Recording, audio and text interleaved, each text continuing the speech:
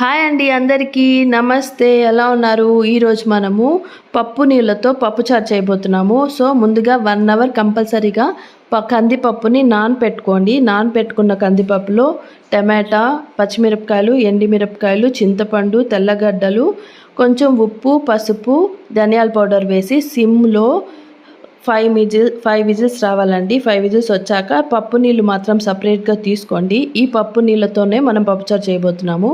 ప్యాన్లో ఆయిల్ పెట్టుకొని ఆవాలు, జీలకర్ర, ఇంగువ, ఆనియన్స్, కరివేపాకు వేసి బాగా పోపు పెట్టుకుని వేగాక ఈ పప్పు నీళ్ళు పోసేయండి. పప్పు నీళ్ళు ఒక పొంగు వస్తే చాలు.